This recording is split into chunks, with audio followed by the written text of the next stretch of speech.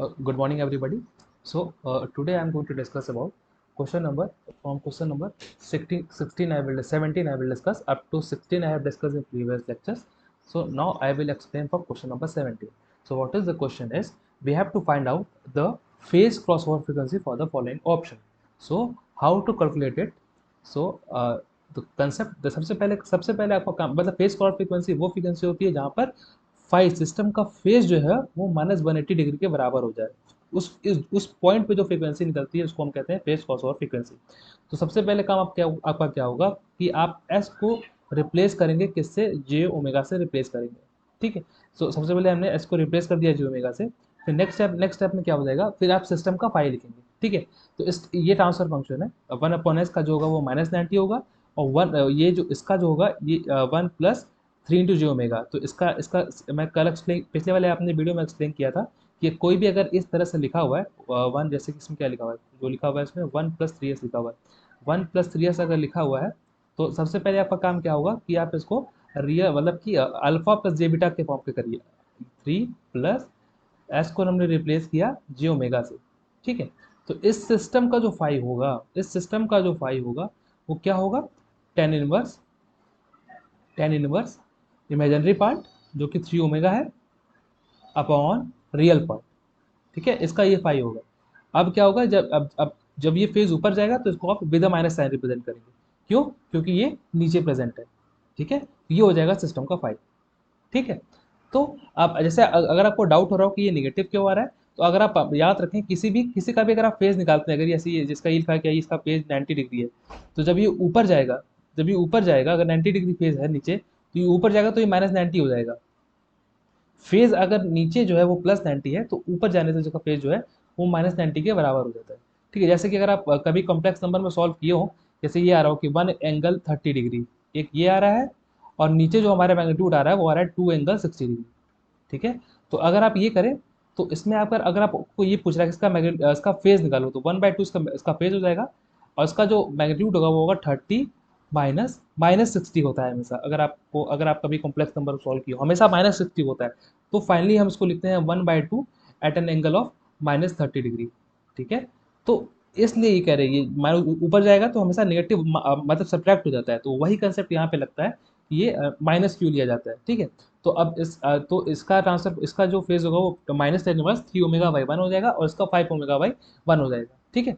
अब उसके बाद क्या करना है आपको, फाई ये हो गया। तो omega P C phase cord frequency वो फ्रीक्वेंसी होती है जहां पर फाई की जो वैल्यू है वो -180 डिग्री के बराबर हो जाए, उसको हम कहते हैं मतलब अगर आप इन्हें फाइव को यहाँ पर -180 डिग्री पुट कर दिया, तो यहाँ पर जो भी फ्रीक्वेंसी निकलेगी ओमेगा, वो फ्रीक्वेंसी किसके करस्पॉन्डिंग होगी, that frequency is called omega P C और फेज क्रॉसओवर फ्रीक्वेंसी।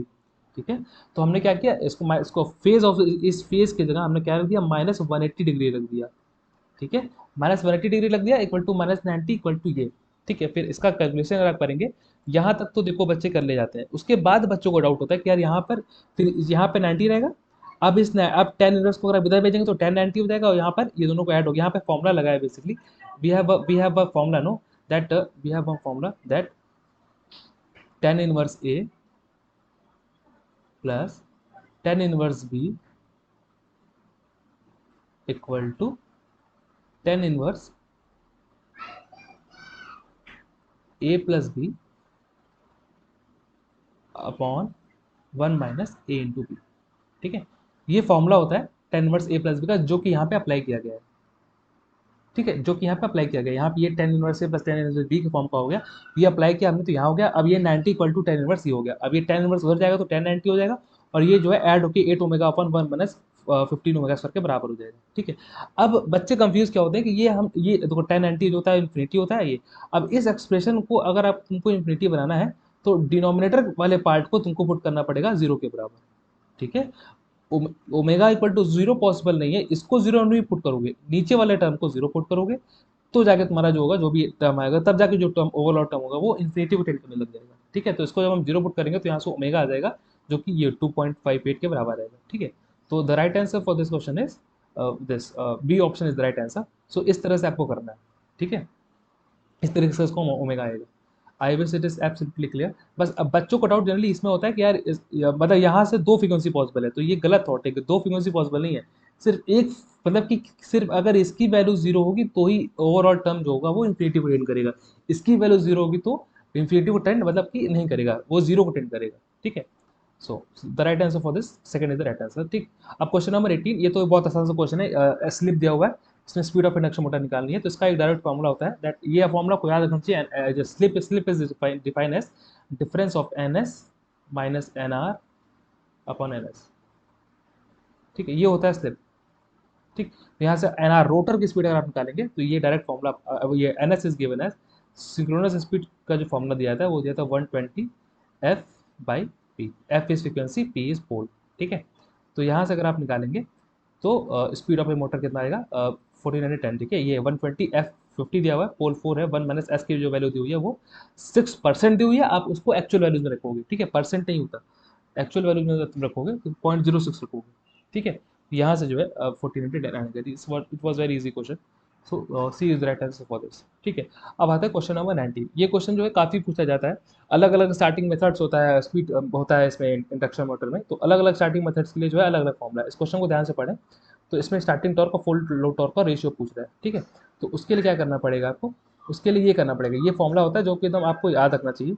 ये नॉर्मल फॉर्मूला ये है, T starting upon T full load is equals to I starting upon I full load whole square into full load slip होता है। यहाँ पर कौन सा स्लिप होता है, फुल लोड स्लिप होता है। ठीक है, तो आई स्टार्टिंग ये होता है स्टार्टिंग करंट, इसको हम कहते हैं स्टार्टिंग करंट, स्टार्टिंग करंट कहते हैं इसको, और नीचे वाले को कहते हैं full load current. Starting current और नीचे वाले को जो कहते हैं फुल लोड करंट कहते हैं, this is known as full load current. ठीक है, फुल लोड करंट। ठीक, अच्छा, अब हो क्या रहा है इसमें, अब हो ये रहा है कि ये फुल लोड करंट है, तो यही दिया हुआ है कि स्टार्टिंग करंट की वैल्यू 5 टाइम्स दी है फुल लोड करंट की, और फुल लोड स्लिप भी दिया हुआ है।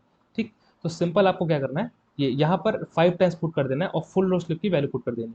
ठीक है, ये याद रखना है कि 80% अगर दिया होगा, जैसे यहाँ पे 8% दिया हुआ है, 0.08 रखना चाहिए था, मैं शायद ये गलत लिखा हुआ, यहाँ पे 0.08 मल्टीप्लाई होगा इसमें, इसमें हाँ सही सही है, 0.08 लिखा है, 0.08 मल्टीप्लाई होगा, ना कि 8% मल्टीप्लाई होगा, ये गलती नहीं करनी है। ठीक है, तो ये जैसे यहाँ पे आपको ऑब्जेक्टिव में पूछा हुआ है, गेट में क्या होगा, न्यूमेरिकल टाइप पूछा जाएगा, तो वहाँ पे आपको डाउट नहीं क्लियर करना है, सिर्फ 8%, इसका मतलब क्या हुआ, 0.08 रखा है यहाँ पर, उसके बाद इसने यहाँ पे निकाला है। ठीक है, तो ये T starting upon T word की वैल्यू आ जाएगी। ठीक, अच्छा, एक और क्वेश्चन है जिससे पूछा जाता है कि यार कल को ये दिया जाता है कि ये डेल्टा ट्रांसफार्मर है, जैसे कि आई कैन एक्सप्लेन दिस, या ये अगर यहाँ पे ऑटो ट्रांसफार्मर स्टार्टिंग कहता है कि ऑटो ट्रांसफार्मर से स्टार्ट हो रहा है और फुल लोड करंट और स्टार्टिंग करंट दिया हुआ है, तो यहाँ पर ये आ जाता है ऑटो ट्रांसफार्मर को, जैसे ये tapping x x is nothing but the tapping percentage for auto transformer, तो यहाँ पे ये आ जाता है। ये चीज़ जो है आपको अच्छे तरीके से याद रखनी है। ठीक है, कि ऑटो ट्रांसफार्मर स्टार्टिंग कंडीशन में आप इस तरह से ये वाला फॉर्मूला इस्तेमाल करते हैं रेशियो निकालने के लिए। ठीक है, so right answer for this question is fourth, D option is the right answer. ठीक, फिर आता है क्वेश्चन नंबर 20।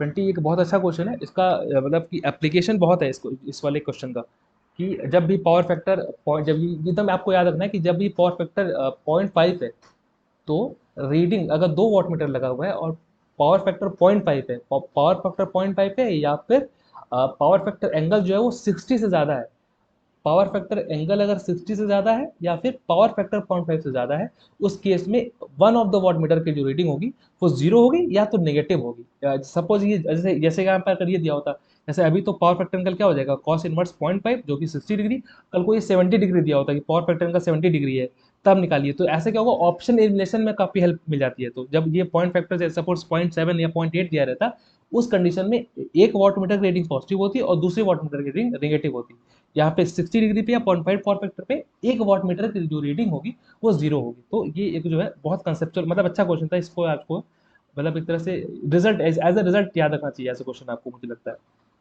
ठीक है, तो ये इफ पावर फैक्टर को 0.5 और phi is greater than 60, then phi is equal to 60, phi equal to 60, then reading of one of the wattmeter is zero. लेकिन अगर वही ये कह देता कि फाइव ग्रेटर देन 60 अगर है, तो एक की रीडिंग तो पॉजिटिव आती है और दूसरों की रीडिंग जो आती है वो नेगेटिव आती है। तो इस तरह से आपको याद रखना है। ठीक है, जब भी ये क्वेश्चन दिया है, इसका एप्लीकेशन बहुत है। एप्लीकेशन ये कि अभी इसमें तो छोटा सा क्वेश्चन रीडिंग पूछ ली थी, लेकिन कल को आपसे मतलब बड़ा अच्छे से क्वेश्चन पूछे जाएंगे, जिसमें आपको कैपेसिटर या इंडक्टर लोड का निकाला रहेगा, तो उसमें जो है ये ऐसे रिजल्ट काफ़ी काम आते हैं। तो ये आपको याद रखना है। ठीक है, so right answer is to, इसमें कुछ भी सॉल्व करने जैसा नहीं है, पूरा रीडिंग जो होगा वो एक ही वॉटमीटर रीड करेगा अगर पावर फैक्टर 0.5 है, अगर इससे ज़्यादा है तो दूसरा वॉटमीटर नेगेटिव में रीडिंग देगा। ठीक है, तो right answer is B is the right answer for this. ठीक, अब आता है क्वेश्चन नंबर 21। हाँ, ये एक बहुत अच्छा क्वेश्चन है। ये एक बहुत अच्छा क्वेश्चन है, the amount of negative feedback applied to a, हाँ तो इसका बैंडविड्थ पे क्या इफेक्ट पड़ेगा। ठीक है, तो इसका आंसर जो है वो है 10, मतलब कि बैंडविड्थ जो होगी वो बढ़ जाएगी। क्लोज लूप गेन जो होता है वो ओपन लूप गेन पर 1 प्लस ए बीटा के बराबर होता है, और bandwidth of close loop is equal to 1 plus A beta times.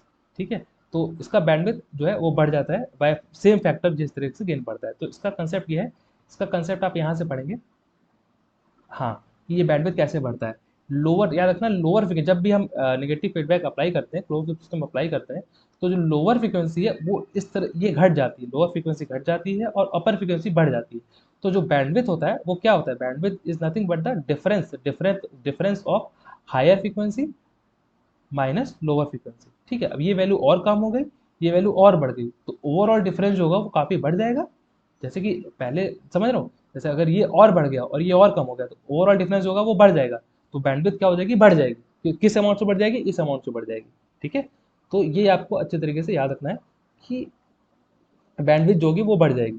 किस अमाउंट से, इस अमाउंट से, जो कि जिस अमाउंट से गेन घट रहा है, जिस अमाउंट से गेन घट रहा है। ठीक है, जिस अमाउंट से गेन घट रहा है बैंडविड्थ जो होगी वो बढ़ जाएगी। ठीक है, तो इसका आंसर जो होगा वो फोर्थ होगा। और एक और कंसेप्ट मैं इसमें एक्सप्लेन करना चाह रहा था कि ये बैंडविड्थ जो होगी वो बढ़ जाएगी। ठीक है, ये हो गया कंसेप्ट। और एक और कंसेप्ट जो आपको इसके लिए काफ़ी यूजफुल होगा, ये अगर आपको इसमें डाउट हो रहा है बहुत ज़्यादा फेज निकालने में, तो ये आप लिख के रखें कि ये कैसे निकलता है।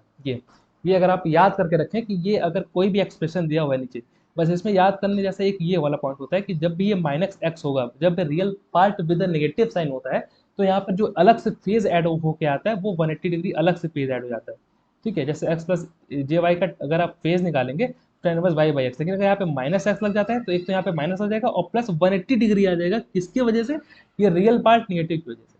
ठीक है, इसी तरीके से यहाँ पे ये भी निगेटिव हो, तो ये यहाँ देखो टेन इनवर्स माइनस वाई और माइनस एक्स क्या होगा, एक दूसरे से कट जाएगा, और यहाँ पर इसके वजह से 180 डिग्री पे जाता है। तो इस पर क्वेश्चन पूछा जाता है कि इसको निगेटिव कर देगा रियल पार्ट को। ठीक है, यहाँ पर जो होगा ये तो माइनस सिंपल टेन इनवर्स होगा। ठीक है, so this was the concept which you need to know. और ये भी याद रखना है, ये कैसे घटता है।